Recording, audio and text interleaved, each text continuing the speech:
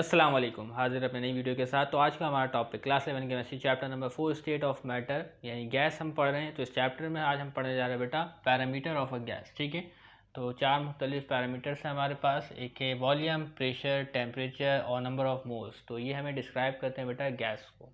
ठीक है, a gas sample can be describe in terms of 4 parameter. Number 1 is volume of a gas, pressure of a gas, temperature of a gas and number of moles of a gas in the container. जैसा कि आप जानते हैं gases जो हमारे पास मौजूद होते हैं जब कंटेनर में होंगे तभी हम उसको डिस्क्राइब कर सकेंगे। ठीक है, तो आपकी किताब में जो टॉपिक था 4.2 उसमें प्रेशर एंड इट्स यूनिट्स को पढ़ाया गया था।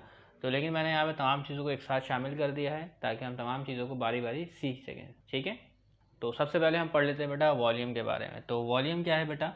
तो वॉल्यूम क्या है, तो कोई भी आप देखें, कोई बॉक्स ले लें। ठीक है, अगर मेरे पास एक बॉक्स है, मिसाल तौर पे एक मेरे पास क्या है बेटा, एक क्या है बेटा, क्यूब है।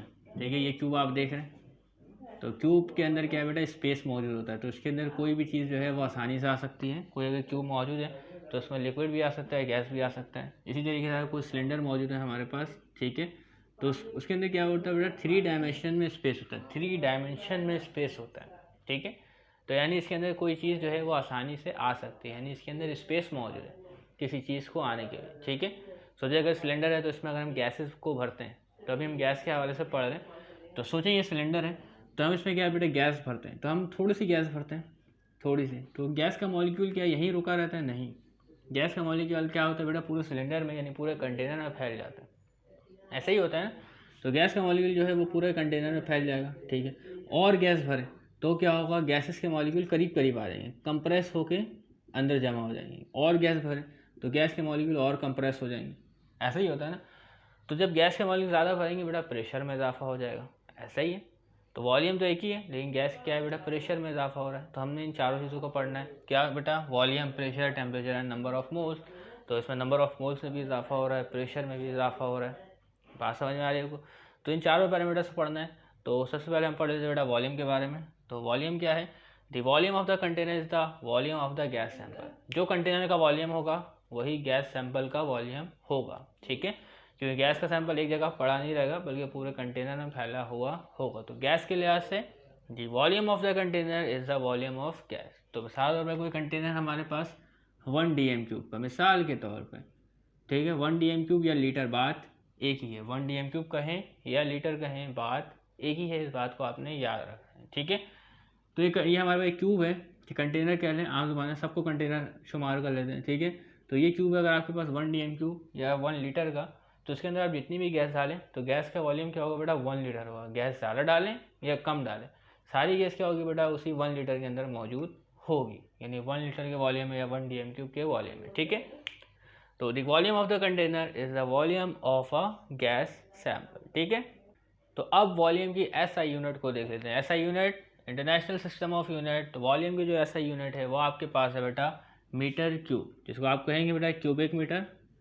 ठीक है, क्यूबिक मीटर, देख रहे हैं मीटर के ऊपर क्या है बेटा, 3 है। ठीक है, तो इस यूनिट को आपने याद रखना SI यूनिट। तो लेकिन हम जो भी सवाल सॉल्व करेंगे अपने कोर्स में वहाँ पे मीटर क्यूब से सॉल्व नहीं करेंगे। तो वहाँ पे मीटर क्यूब की एक छोटी यूनिट इस्तेमाल होगी, वो है आपके पास क्यूबिक डेसीमीटर, जिसको आम जुबान में हम DM³ भी कहते हैं। DM³ डेसीमीटर क्यूब या क्यूबिक डेसीमीटर। ठीक है, तो ये है यूनिट हम इस्तेमाल करेंगे जितने भी न्यूमेरिकल होंगे उसको सॉल्व करने के लिए। और एक बात आपने और याद रखनी है कि DM³ को आप लीटर से भी रिप्रेजेंट कर सकते हैं अगर सवाल में लीटर के टर्म से आपसे पूछा जाए। ठीक है, वैसे तो लीटर और ml हम रोज़मर्रा की ज़िंदगी में इस्तेमाल करते हैं चीज़ों के तबादले में। तो आपने देखा होगा ये कोल्ड ड्रिंक की जो बोतलें होती है उसमें लीटर लिखा हुआ होता है, ml यानी मिली लीटर लिखा हुआ होता है, लेकिन वहाँ पे DM³ नहीं लिखा हुआ होता है। ठीक है, तो DM³ जो है वो SI यूनिट है। तो जो भी हम साइंटिफिक वर्क करते हैं तो वहाँ पे SI यूनिट का इस्तेमाल करते हैं। ठीक है, लेकिन बाद होकर लीटर भी इस्तेमाल हो जाता है, तो कोई मसला नहीं। लेकिन आपकी किताब में किसमें फोकस है बेटा, DM³ में फोकस है। इस बात को आपने याद रखना है। ठीक है, the SI unit of volume is cubic metre and smaller unit is cubic decimetre DM³। तो अब देख लेते हैं बेटा मीटर क्यूब यानी क्यूबिक मीटर कितने डेसीमीटर क्यूब के बराबर है। ठीक है, तो आप देखिए बेटा 1 मीटर क्यूब बराबर है 1000 DM³ के। ठीक है, 1 मीटर क्यूब बराबर है 1000 DM³ के। यानी कि आप ऐसा भी कह सकते हैं कि बेटा 1 मीटर क्यूब अगर बराबर है 1000 DM³ के। तो आप ऐसा भी कह सकते हैं कि 1 मीटर क्यूब बराबर है 1000 लीटर है। बात तो दुरुस्त है, कोई मसला नहीं, क्योंकि मैंने बताया कि DM³ और लीटर में एक ही बात है।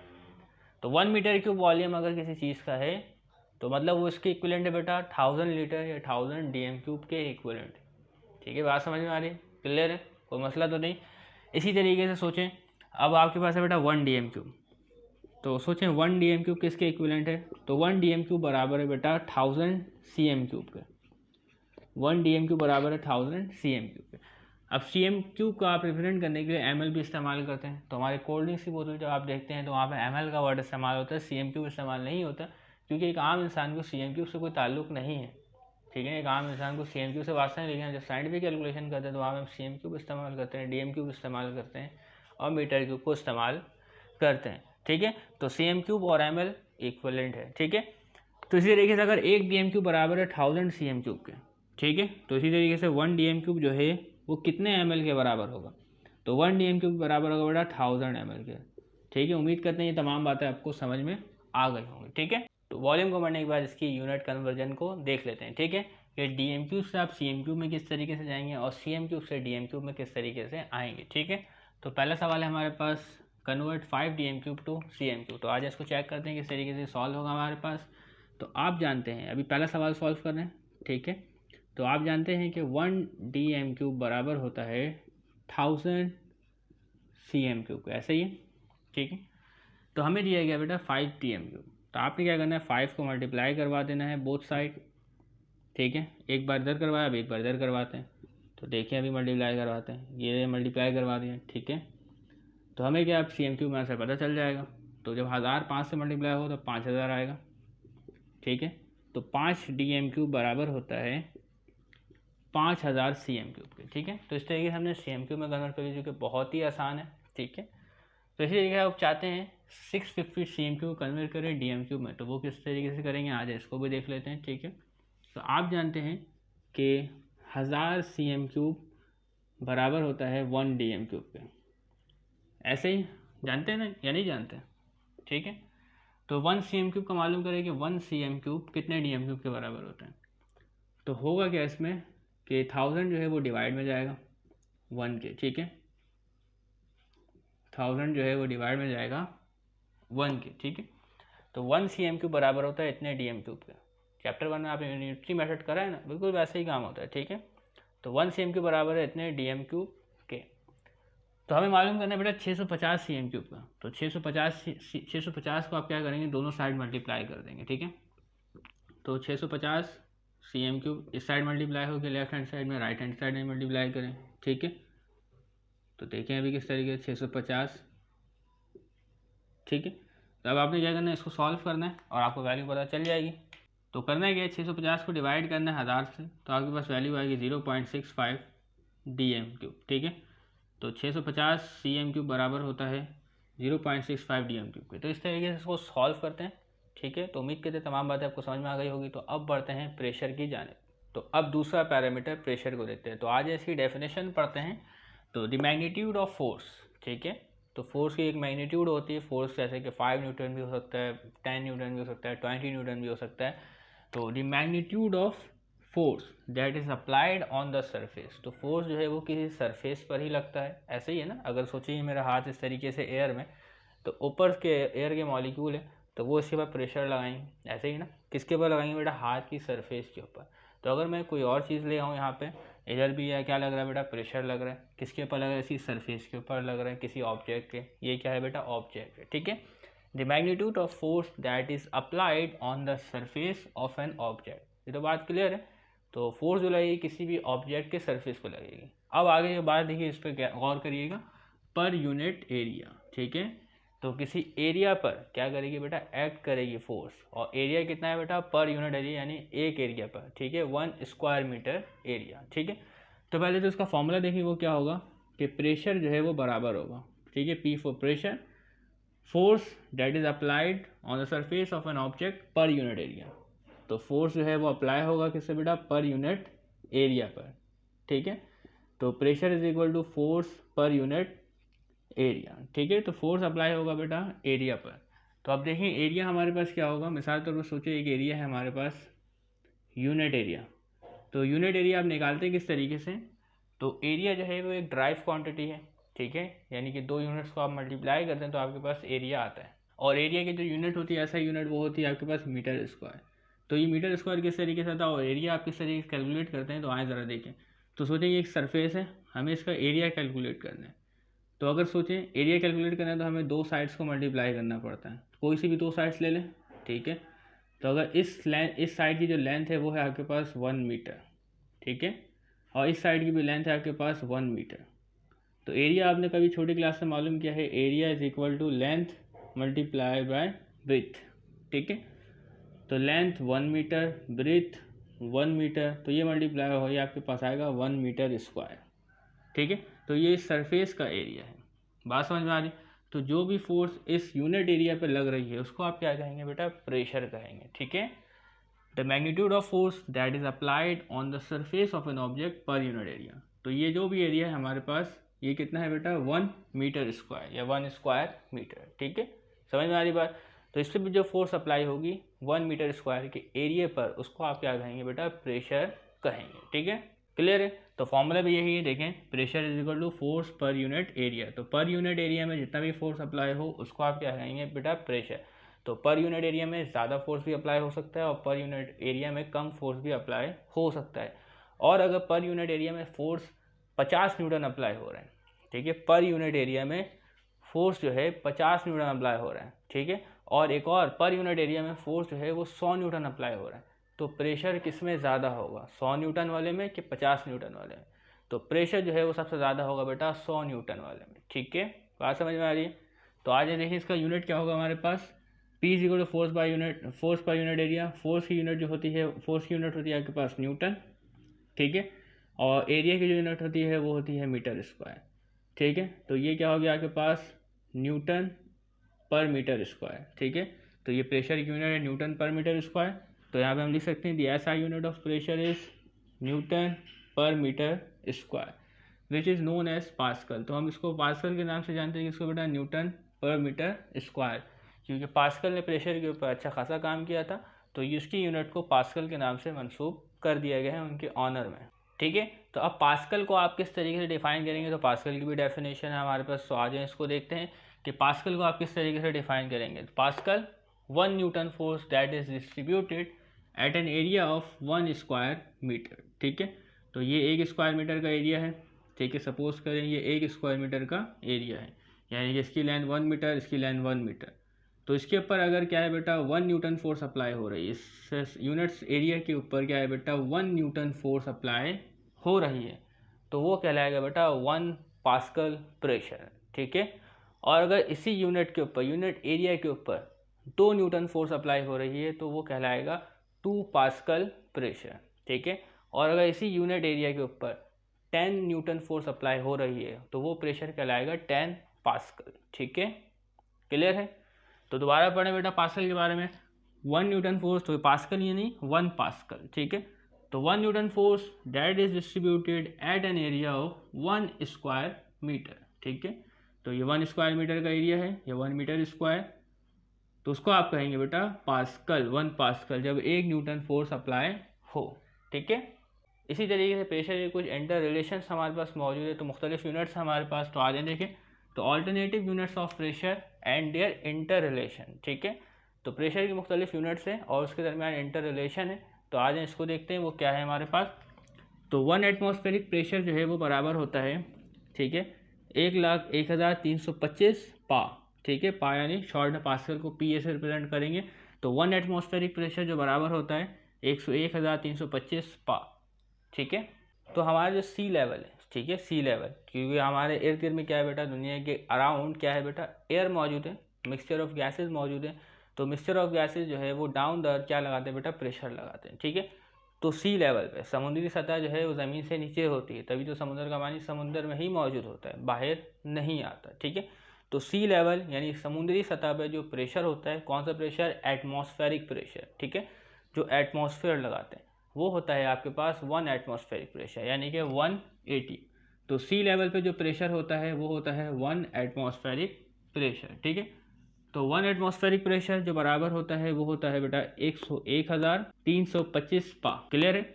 इसी तरीके से अगर आप 1 ATM से आपको पूछा जाए कि ये कितने न्यूटन पर मीटर स्क्वायर के बराबर होता है, तो ये बराबर होता है 101,325,000 न्यूटन पर मीटर स्क्वायर।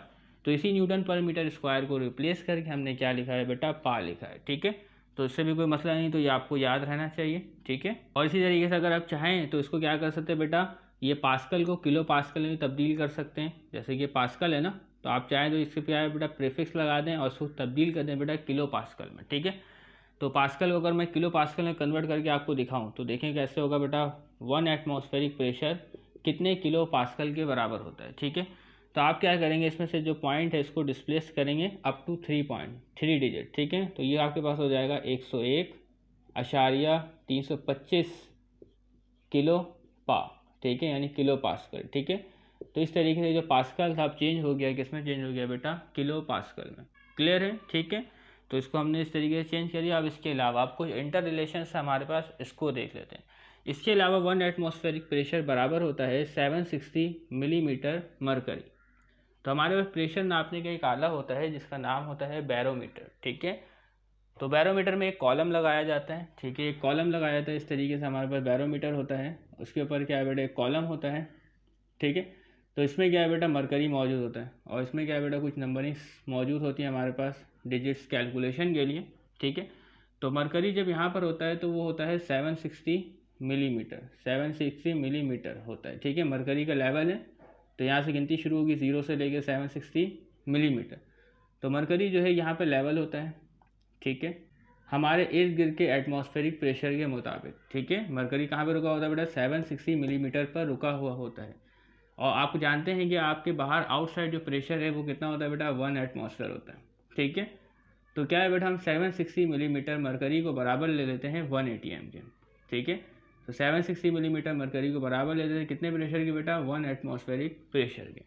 तो यहाँ पे लिखा हुआ है बेटा 1 एटमॉस्फेरिक प्रेशर को हम बराबर ले सकते हैं 760 मिलीमीटर मरकरी। ठीक है, इसी तरीके से 1 एटमॉस्फेरिक प्रेशर बराबर होता है 760 टॉर के। ठीक है, ये टॉर भी है किसी साइंसदान के नाम से मखसूस है। इसके अलावा 1 एटमॉस्फेरिक प्रेशर बराबर होता है 14.7 PSI। तो ये भी क्या है बेटा, PSI भी प्रेशर की यूनिट है। तो अक्सर आप साइकिल के, मोटरसाइकिल के, कार वगैरह के टायरों में PSI लिखा हुआ देखेंगे। ठीक है, तो वहाँ पे भी टायरों में प्रेशर मेंशन किया जाता है ताकि आप जो है हवा जो है वो ज़रूरत से ज़्यादा ना भर दें, क्योंकि वरना टायर बर्स्ट होने के इम्कानात मौजूद होते हैं। ठीक है, तो ये प्रेशर के मुख्तलिफ इंटर रिलेशंस हैं हमारे पास, इनको हम सॉल्व करेंगे। जो हमारे पास यूनिट कन्वर्जन के कुछ न्यूमेरिकल्स भी होंगे उनको भी सॉल्व करेंगे, और इजाफी तौर पर भी कुछ सवालात हैं उनको भी सॉल्व करेंगे। इसके अलावा आप इसको इस तरीके से भी रिप्रेजेंट कर सकते हैं। देखिए 1 ATM बराबर है इतने पा के, 1 ATM बराबर है 760 मिलीमीटर मरकरी के, 1 ATM बराबर है 760 टोर के, 1 ATM बराबर है 14.7 PSI के। ठीक है, तो आप इसको इस तरीके से भी रिप्रेजेंट कर सकते हैं कि 1 ATM बराबर है किसके बेटा, 101,325 पा। इसको भी आप बराबर कर सकते हैं किसके बेटा, 760 मिलीमीटर मरकरी। इसको भी आप बराबर कर सकते हैं बेटा 760 टॉर। इसको भी आप बराबर कर सकते हैं बेटा 14.7 PSI।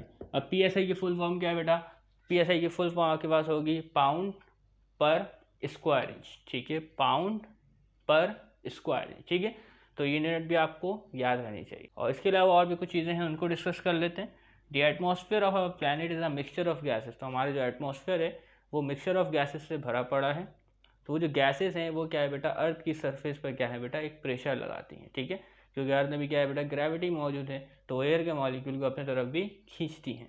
और जो गैसेस की जो ज़्यादा कंसनट्रेशन है, मिकदार है, वो अर्थ के सरफेस के करीब होती है, अर्थ के सरफेस के करीब होती है। और आप जितना ऊपर जाते जाएँ तो एयर की तादाद में क्या है बेटा, कमी वाक़ई होती है। और एक वक्त ऐसा आएगा कि आप उस लेयर से भी निकल जाएंगे, एटमॉस्फेयर से। ठीक है, तो एटमॉस्फेयर की मुख्तलिफ लेयर्स, उसका नाम आपने सुना होगा, ट्रोपोस्फेयर, मीजोस्फेयर। तो अगर आप उस लेयर से निकल जाते हैं तो आप एटमॉस्फेयर से निकल जाएंगे। तो इसी तरीके से it exert a measurable pressure on all living thing. तो जो ऊपर हमारे एयर मौजूद है वो एटमॉस्फेरिक प्रेशर लगाता है हमारे ऊपर भी और नॉन लिविंग थिंग के ऊपर भी। ठीक है, तो जो एटमॉस्फेयर मौजूद है वो मुझ पर भी प्रेशर लगा रही है, आप पर भी लगा रही है, स्पोर्ट पर भी लगा रही है। ठीक है, तो इसके अलावा at 0 degree centigrade on sea level पर, समुद्र की सतह पर कितने सेंटीग्रेड है बेटा, 0 डिग्री सेंटीग्रेड पर, our body bears a pressure of 760 torr. तो हमारी बॉडी में जो प्रेशर लगता है वो कितना लगता है बेटा, 760 टोर कह लें, या इसके अलावा आप ये भी कह सकते हैं बेटा 760 मिलीमीटर मरकरी, या इसके अलावा आप ये भी कह सकते हैं बेटा 180 एम। ठीक है, तो जो भी यूनिट चाहे आप इस्तेमाल कर सकते हैं, इससे कोई मसला नहीं है। या इसके अलावा आप 14.7 साई भी इस्तेमाल कर सकते हैं। इसके अलावा आप न्यूटन पर मीटर स्क्वायर भी इस्तेमाल कर सकते हैं, या पा भी इस्तेमाल कर सकते हैं। तो 0 डिग्री सेंटीग्रेड पे सी लेवल पे जो एटमॉस्फेरिक प्रेशर हमारी बॉडी बर्दाश्त करती है वो होता है बेटा 760 टोर या 760 मिलीमीटर मरकरी या 1 एटमॉस्फेरिक प्रेशर। तो आज 14 तारीख को मैं रिकॉर्ड कर रहा हूँ, तो मैंने चेक किया कि कराची में एटमॉस्फेरिक प्रेशर आज क्या है, तो वो एटमॉस्फेरिक प्रेशर है बेटा 180 एम। तो एटमॉस्फेरिक प्रेशर जो होता है सी लेवल पर वो होता है 1 एटमॉस्फेरिक प्रेशर। तो अगर आप हाइट में बढ़ते जाएँ, आप किसी पहाड़ पर चले जाएँ, तो वहाँ पे क्या होगा बेटा, एटमॉस्फेरिक प्रेशर में कमी आ जाएगी। ठीक है, तो जितना हाइट बढ़ेगा एटमॉस्फेरिक प्रेशर में कमी आएगी, क्योंकि जो मॉलिक्यूल है एयर के वो नीचे रह जाएंगे और आप ऊपर निकल जाएंगे। ठीक है, तो इस तरीके से आप पे क्या है बेटा, एटमॉस्फेरिक प्रेशर कम लग रहा होगा। ठीक है, तो आए आगे बढ़ते हैं। तो बैरोमीटर और एक है मैनोमीटर, तो ये दोनों आले हैं हमारे पास किसके लिए बेटा, प्रेशर को मेजर करने के लिए। तो इसकी वजह से हम प्रेशर को क्या कर सकते हैं, मेजर कर सकते हैं। तो बैरोमीटर के जरिए हम मेजर करते हैं बेटा एटमॉस्फेरिक प्रेशर। ठीक है, बैरोमीटर क्या कैलकुलेट करता है बेटा, एटमॉस्फेरिक प्रेशर यानी एयर का pressure. The atmospheric pressure is measured by barometer. This device consist of a long glass tube. ठीक है, तो ये डिवाइस कैसे होती है बेटा, इस किस्म की डिवाइस होती है, इसमें मरकरी होता है, इससे भी मरकरी होता है। ठीक है, तो ये डिवाइस बेस करती है, इसमें एक लॉन्ग ट्यूब मौजूद होता है, filling with mercury with upper end close, और इसका जो अपर एंड है ये क्लोज होता है। ठीक है, तो अगर बाहर जो है हवा का प्रेशर कम हो जाए, अगर इस बैरोमीटर के इर्द गिर्द हवा का प्रेशर कम हो जाए, एटमॉस्फेरिक प्रेशर कम हो जाए, तो जो मरकरी का लेवल जो 760 मिलीमीटर मरकरी पे जो ठहरा हुआ है, तो ये क्या हो जाएगा बेटा, डाउन हो जाएगा, मरकरी जो है वो और नीचे आ जाएगा। ठीक है, तो इस बात को आपने याद रखना है। तो इस तरीके से हम क्या है बेटा, एटमॉस्फेरिक प्रेशर को कैलकुलेट करते हैं। अब इसके अलावा हमारे पास है बेटा मैनोमीटर। तो मैनोमीटर के जरिए हम एटमॉस्फेरिक प्रेशर कैलकुलेट नहीं करते, बल्कि हम pressure of a gas calculate करते हैं जो आपके पास किसी फ्लास्क में हो। ठीक है, तो आगे देखते हैं। तो a manometer is a type of barometer. तो मैनोमीटर भी एक बैरोमीटर की एक टाइप है that can be use to measure the pressure of a gas inclose in a container. तो किसी कंटेनर में गैस मौजूद है, किसी फ्लास्क में गैस मौजूद है, तो अगर आपने क्या करना है बेटा, उसमें प्रेशर को कैलकुलेट करना है, तो वहाँ पे हम मैनोमीटर इस्तेमाल करेंगे। तो आप इसकी पिक्चर देख सकते हैं। यहाँ पे हम इन मीटर्स की क्या है बेटा, वर्किंग को नहीं देख रहे, क्योंकि हमें इससे अभी कोई वास्ता नहीं है, बस हमें प्रेशर की कुछ बातें समझनी थी, तो यकीनन आपने समझ ली हैं। अब इसके कुछ क्या है बेटा, यूनिट कन्वर्जन को भी सीखते हैं, लेकिन आप कुछ फैक्टर को समझ लें जिसकी वजह से प्रेशर में क्या है बेटा, कमी और ज़्यादती वाक़ई होती है। तो वो क्या है, the air pressure decreases as altitude increases due to the following fact. तो एयर प्रेशर क्या है बेटा, उसमें कमी वाक़ई होती है जब क्या है बेटा, हाइट में इजाफा होता है। ठीक है, तो पहला फैक्ट क्या है हमारे पास, gas particle of air are pull down due to gravity. तो सोचिए ये अर्थ है, अर्थ गोल है। ठीक है, तो इसके इस तरफ क्या है बेटा, एयर प्रेशर ज़्यादा होगा, जितने हाइट में जाएंगे एयर प्रेशर में कमी वाक़ई होती जाएगी। तो एयर के जो पार्टिकल है सबसे करीब होंगे अर्थ के, ज़्यादा से ज़्यादा। ठीक है, समझ में आ रही बात। तो यहाँ पे कंसनट्रेशन ज़्यादा होगी एयर के पार्टिकल की। तो gas particle of air are pull down due to gravity. तो गैस के पार्टिकल जो है पुल डाउन होते हैं with the help of gravity and becomes more denser near earth surface. तो अर्थ की सरफेस से तरफ गैस के जो पार्टिकल हैं वो ज़्यादा डेंस होंगे, वो क्या होंगे बेटा, ज़्यादा डेंस होंगे, और जो उसके अर्थ के थोड़ा फासले पर क्या है उसमें क्या होगी बेटा, कमी होगी, लेस डेंस होंगे। ठीक है, तो इसी वजह से क्या है बेटा, अर्थ के सरफेस के पास एयर प्रेशर ज़्यादा होता है, जबकि यहाँ पे क्या है बेटा, एयर प्रेशर कम होता है। तो जैसे जैसे अर्थ से क्या है बेटा, हाइट बढ़ती जाएगी, ठीक है, तो एयर प्रेशर में कमी वाक़ई होती जाएगी। जैसे यहाँ पे लिखा हुआ air pressure decreases as altitude increases. इसी तरीके से दूसरा फैक्ट है, atmospheric pressure is biggest at sea level. तो सी लेवल पर तो एटमॉस्फेरिक प्रेशर होता है वो सबसे ज़्यादा होता है, वो क्या होता है बेटा, 180 एम। ठीक है, तो सोचें आप समुद्र के पास तो खड़े हैं, लेकिन आप खुश्की पर खड़े हुए अभी। ठीक है, तो मतलब आप क्या है, सी लेवल से ऊपर हैं। ठीक है, तो सी लेवल में जाने के लिए आपको अपने पाँव को भिगाना पड़ेगा। तो सी लेवल पे क्या है, सबसे ज़्यादा क्या होता है बेटा, एटमॉस्फेरिक प्रेशर होता है। ठीक है, क्योंकि सी लेवल जो है वो डेप्थ पर होता है, सरफेस से डेप्थ पर होता है, तभी तो समुद्र का पानी बाहर नहीं आता। ठीक है, तो and decreases at higher altitude, जैसे जैसे हाइट बढ़ेगी तो क्या है, एटमॉस्फेरिक प्रेशर में कमी वाक़ई होगी।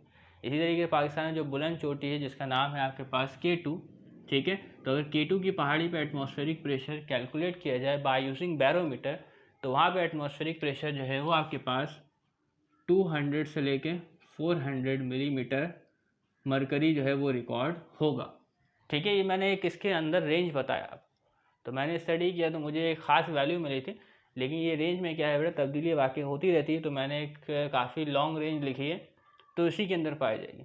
इसी तरीके से माउंट एवरेस्ट है। माउंट एवरेस्ट दुनिया की सबसे ऊंची चोटी, अगर जहाँ तक मेरा ख्याल है आपने इसका नाम भी सुना होगा। तो इसमें भी क्या है बेटा, एटमॉस्फेरिक प्रेशर जो होगा वो आपके पास 200 से लेके 400 मिलीमीटर मरकरी की रेंज में होगा। इसी तरीके से हम ब्लड प्रेशर कैलकुलेट करते हैं, तो ब्लड प्रेशर भी जो कैलकुलेट करते हैं उसकी यूनिट क्या होती है हमारे पास, 120 millimetre of mercury divided by 80 millimetre of mercury, जिसको आपने कभी सुना होगा 120 80, ठीक है, 160 100 सुना है ना। तो इसमें यूनिट्स का अक्सर इस्तेमाल नहीं करते क्योंकि आम पब्लिक को यूनिट से कोई वास्ता नहीं है। तो इस तरीके से हमने कुछ प्रेशर की बात जान ली, तो आपने इसको याद रखना है। अभी हम यूनिट कन्वर्जन करेंगे तो ये वहाँ पे बड़ा काम आने वाला है हमें, ठीक है। अब एग्जाम्पल नंबर 4.1 को हम सॉल्व करेंगे, तो ये मुश्किल सवाल नहीं है, इसमें से हमें सिर्फ यूनिट को कन्वर्ट करना है, ठीक है। तो यहाँ पे हमें दिया गया pressure of a gas filled in automobile tyre generally measured in PSI, ठीक है, पाउंड पर स्क्वायर इंच। मैंने आपको बताया कि ऑटोमोबाइल के टायर में जो प्रेशर मेंशन किया जाता है वो PSI में किया जाता है, ठीक है। तो इसमें आपको दिया हुआ बेटा 32.8 PSI, इसको कन्वर्ट करना है एटमॉस्फेयर में, KPA में और टोर में। तो सबसे पहले मैंने आपको बताया कि आपको एक रिलेशन याद होना चाहिए। वो रिलेशन क्या है, तो वो रिलेशन है बेटा 1 एटमॉस्फेरिक प्रेशर बराबर होता है 101,325 पास्कल के। इसके अलावा ये बराबर होता है बेटा 760 मिलीमीटर मरकरी के। इसके अलावा बराबर होता है बेटा 760 टॉर के। इसके अलावा 1 एटमॉस्फेरिक प्रेशर बराबर होता है बेटा 14.7 PSI के, ठीक है। तो ये क्या तमाम वैल्यूज़ क्या है बेटा एक दूसरे के बराबर है, ठीक है। तो अगर आपको ये सीरीज याद रहेगी तो आप प्रेशर की तमाम यूनिट्स को आसानी से कन्वर्ट कर सकते हैं। तो आए सीखते हैं किस तरीके से कन्वर्ट करना है हमें। तो वैल्यू हमें दी गई बेटा किस में, PSI में दी गई। तो PSI से हमें जाना है किसमें बेटा, एटमॉस्फेरिक प्रेशर में जाना है। तो आप इसको याद रखें। तो यहाँ पे देखें बेटा, अंडरलाइन करें ATM के नीचे, अंडरलाइन करें बेटा 14.7 PSI के नीचे, ठीक है। तो आप क्या है बेटा इन दोनों वैल्यूज़ को अलग कर लेंगे। तो आज सॉल्व करते हैं। तो सबसे पहले कन्वर्ट करते हैं किसको बेटा, फ्रॉम PSI टू ATM। अगर आप चाहें तो इससे आप मेंशन कर दें, ठीक है। तो हम जानते हैं बेटा PSI से जाना है हमें ATM में, तो 14.7 PSI बराबर होता है 1 ATM के, ठीक है। देखें ना 1 ATM बराबर है 14.7 PSI के, तो 14.7 PSI भी तो बराबर होगा 1 ATM के, ऐसा ही है ना। तो हमें जाना है इससे बेटा ATM में जाना है, तभी हमने ATM को यहाँ लिखा है, ठीक है। अगर PSI में जाना होता PSI यहाँ लिखते हैं, ATM में लिखते हैं, क्लियर है। तो हमें देखें बेटा PSI कितना दिया गया है, तो PSI दिया गया हमें 32.8 PSI, ठीक है। तो करना है क्या बेटा, यहाँ से 14.7 PSI को आप यहाँ से हटा देंगे, ठीक है। इसको क्या है इसके नीचे डिवाइड में भेज देंगे। तो आए देखें, जब 14.7 PSI जो है वो इसके डिवाइड में आ जाएगा, ठीक है। इतनी बात क्लियर है, ठीक है। अब करना क्या है, अब करना ये है कि 32.8 PSI को आपने दोनों साइड मल्टीप्लाई करवाना है, ठीक है। तो देखें 32.8, तो ये लेफ्ट हैंड साइड में मल्टीप्लाई हुआ, तो इसी तरीके से ये क्या है बेटा राइट हैंड साइड में भी मल्टीप्लाई होगा 32.8, ठीक है। तब क्या है बेटा आप इसको सॉल्व करेंगे तो ये वैल्यू जो है ये कन्वर्ट हो चुकी होगी किसमें बेटा, एटमॉस्फेरिक प्रेशर में। तो आज इसको सॉल्व करते हैं कैलकुलेटर से। तो इसको कैलकुलेटर से सॉल्व करने के बाद जो वैल्यू हमारे पास आ रही है वो आ रही है 2.23, ठीक है, ATM। तो ये वैल्यू जो है ये तब्दील हो गई किसमें बेटा, ATM में। तो 32.8 PSI बराबर होता है 2.3 ATM के। तो ये सवाल का पहला हिस्सा सॉल्व हो गया। अब हमें सॉल्व करना है PSI टू KPN, ठीक है। तो यहाँ पे भी लिख सकते हैं आप फ्रॉम PSI टू KPN यानी किलो पास्कल, ठीक है, किलो पास्कल, ठीक है। तो आज ये सॉल्व करते हैं। ये देखिए बेटा ये पास्कल में है, तो इसका किलो पास्कल क्या होगा, किलो पास्कल इसका ये होगा कि आप यहाँ पे एक पॉइंट लगाएंगे, और इसको क्या करेंगे बेटा KPA कर देंगे, किलो पास्कल हो गया। ठीक है, तो आज इसको सॉल्व करते हैं। तो उसको मिटा देता हूँ मैं। अब सोचिए PSI से जाना है किलो पास्कल में, तो इसमें देखेंगे PSI और किलो पास्कल कहाँ है, ये है किलो पास्कल और ये है PSI, तो दोनों क्या है बेटा एक दूसरे के इक्वलेंट है। ठीक है, और मालूम किसमें करना है बेटा, किलो पास्कल में करना है। तो PSI की यूनिट यहाँ और किलो पास्कल की यहाँ, तो आज लिखते हैं। तो 14.7 PSI बराबर है 101.325 KPA। ठीक है, किलो पास्कल इसके बराबर होता है। ठीक है, अब 14.7 को यहाँ से अलग करें। ठीक है, 1 PSI कितने KPA के बराबर होता है इसको मालूम करते हैं। तो PSI, ठीक है, तो 101.325 डिवाइडेड बाय 14.7 KPA। ठीक है, तो 1 PSI इतने KPA के बराबर होता है। ठीक है, तो अब क्या करना है, सवाल लिया 32.8, तो 32.8 को दोनों साइड मल्टीप्लाई करवा देना। 32.8 PSI 101.325 divided by 14.7 multiply 32.8 KPA। ठीक है, तब क्या करना है बेटा, इन तीनों को मल्टीप्लाई डिवाइड जो भी उसको करेंगे और हमें वैल्यू पता चल जाएगी। तो इसको मल्टीप्लाई डिवाइड करने वाली जो वैल्यू आ रही है वो आ रही है बेटा 226.1। ठीक है, KPA। तो जितना भी PSI था हमारा 32.8 PSI पाउंड पर स्क्वायर इंच बराबर होता है 226.1 KPA के। ठीक है, इसी तरीके इसका जो तीसरा पार्ट है हमारे पास वो क्या है बेटा, 32.8 PSI को कन्वर्ट करना है टोर में। ठीक है, तो यहाँ आप लिखे आप कन्वर्ट करना है फ्रॉम PSI टू टोर। ठीक है, तो इसको मिटाता हूँ। PSI से टोर पे जाना है, टोर ढूंढे कहाँ है, ये 760 बराबर है 14.7 PSI के। तो यहाँ लिखे बेटा 14.7 PSI बराबर है 760 टोर के। ठीक है, तो पहले 1 PSI कितने टोर के बराबर है वो मालूम कर लेते हैं। ठीक है, तो PSI तो 14.7 डिवाइड हो जाएगा 760 के नीचे आगे। ठीक है, अब क्या है 1 PSI बराबर इतने टोर के, तो आपने 32.8 PSI को बोथ साइड मल्टीप्लाई करवा देना है। तो 32.8 PSI मल्टीप्लाई हो गया, यहाँ पे भी मल्टीप्लाई होगा 760 डिवाइड बाय 14.7 मल्टीप्लाई 32.8। ठीक है, इसको मल्टीप्लाई डिवाइड करते हैं और वैल्यू अपनी निकाल लेते हैं। इसको मल्टीप्लाई करेंगे जो वैल्यू हमारे पास आ रही है वो आ रही है बेटा 1695.8 टोर। ठीक है, तो 32.8 PSI बराबर है हमारे पास 1695.8 टोर। तो हमारी वैल्यू दी गई थी बेटा PSI में पाउंड पर स्क्वायर इंच। ठीक है, 32.8 इसको हमने कन्वर्ट किया एटमॉस्फेयर और किलो पास्कल टोर में। तो ये तमाम वैल्यूज़ हमारे पास है। अगर आप भी इस किस्म के और सवाल करना चाहते हैं तो इस वीडियो को आगे कंटिन्यू कर सकते हैं, जिसमें हम और मुख्तलिफ यूनिट कन्वर्जन को डील करेंगे। तो मैंने यहाँ पे प्रेशर के हवाले से कुछ सवाल लिखे जिसमें हमें प्रेशर की यूनिट्स को कन्वर्ट करना है ताकि आपकी प्रैक्टिस हो सके। ठीक है, वो जो 3 सवाल थे वो काफ़ी नहीं थे। अगर आप सीखना चाहते हैं ज़रूर सीख सकते हैं, ना चाहें तो आप स्किप भी कर सकते हैं। ठीक है, तो सवाल मैंने 3 सवाल लिखे। तो पहले सवाल को सॉल्व करते हैं। देखें ये वाला सवाल लिखा हुआ कन्वर्ट। ठीक है, 101.325 पास्कल को किस में कन्वर्ट करना है बेटा, किलो पास्कल में कन्वर्ट करना है। ठीक है, तो किस तरीके से करेंगे, पास्कल को कन्वर्ट करना है किलो पास्कल में। तो कोई मुश्किल नहीं है। जैसे मिसाल तौर पर अगर आप 500 ग्राम चीनी लेकर आते हैं, ठीक है, इसको कन्वर्ट करना है हमें किसने बेटा, किलोग्राम में। तो किस तरीके से कन्वर्ट करेंगे, तो आपने इसे डिवाइड करना पड़ेगा 1000 से, तो ये कन्वर्ट हो जाएगा किसमें बेटा, किलोग्राम में। तो इसी तरीके से पास्कल को कन्वर्ट करना है बेटा किसमें, किलो पास्कल में। तो आइए देखते हैं। तो वैल्यू हमारे पास पास्कल में क्या है बेटा, 101.325 पास्कल। ठीक है, तो इसको आपने कन्वर्ट करना है किसमें बेटा, किलो पास्कल में। तो इस वैल्यू को आपने डिवाइड करना पड़ेगा। ठीक है, तो देखिए किस तरीके से होता है आपके पास। तो ये देखिए किलो पास्कल और ये डिवाइड होगा किससे बेटा, 1000 पास्कल से। ठीक है, क्लियर है।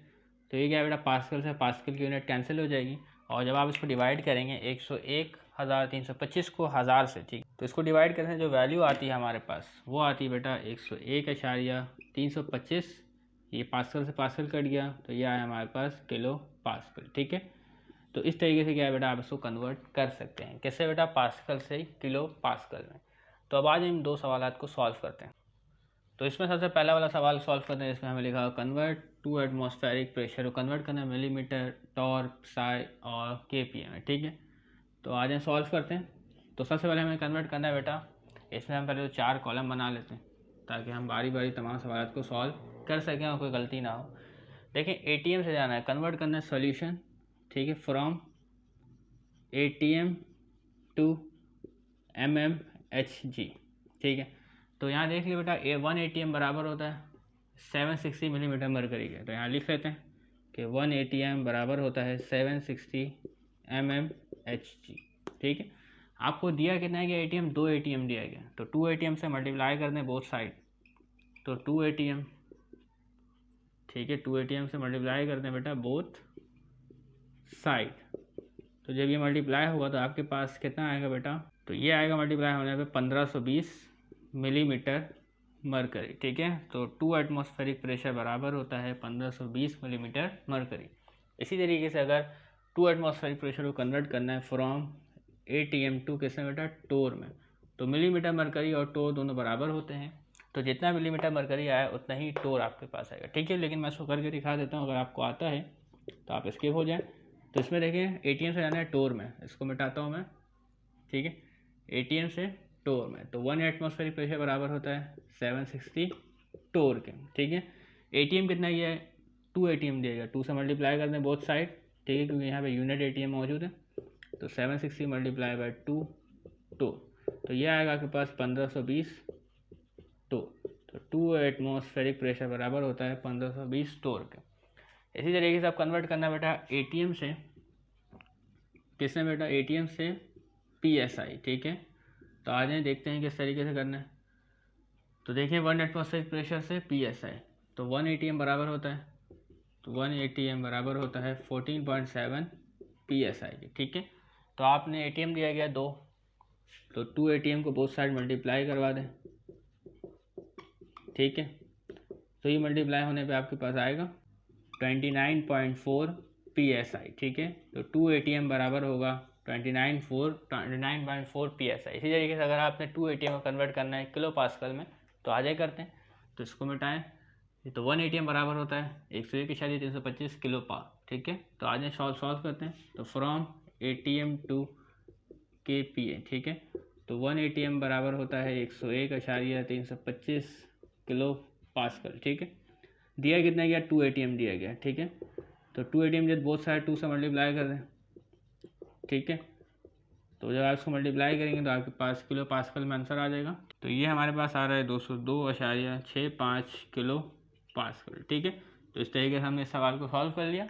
अब दूसरा सवाल चेक कर लेते हैं। तो उसी देखिए दूसरा सवाल अगर हम देखें तो इसमें दिया गया बेटा 700 मिलीमीटर मरकरी, ठीक है। तो मिलीमीटर मरकरी आपको दिया गया, मुख्तलिफ यूनिट्स में आपने इसको कन्वर्ट करना है ATM, टोर, साई और KPA में, ठीक है। तो सबसे पहले पहला कर लेते हैं किसने बेटा, ATM में, उसके बाद हम मुख्तलिफ को देखते हैं। तो पहले कन्वर्ट करेंगे फ्रॉम किससे बेटा, mmHg टू ATM, ठीक है। तो इसको याद रखना आपने, मिलीमीटर मरकरी बराबर होता है किसके बेटा, 1 ATM के, 760 mmHg बराबर होता है 1 ATM के। सबसे पहले तो मालूम करें बेटा 1 मिलीमीटर मरकरी कितने ATM के बराबर होगा। तो आपने क्या करना है, तो 760 को डिवाइड में भेज देना है 1 के, ठीक है, ओके, क्लियर है। अब क्या करना है कि अब आपको दिया गया बेटा 700 मिलीमीटर मरकरी, इसको बोथ साइड मल्टीप्लाई करवाना है, ठीक है। तो देखें मल्टीप्लाई करवा दिया 700 मिलीमीटर मरकरी, ठीक है, ये बिल्कुल वैसे ही लिखा हुआ है, ठीक है। तो अगर यहाँ मल्टीप्लाई करवाया है तो यहाँ पे भी आपने मल्टीप्लाई करवाना पड़ेगा, ठीक है। तब इसको सॉल्व करते हैं। सॉल्व करने पे जो आंसर आता है वो हमारे पास आता है 0.92 ATM, ठीक है, क्लियर है।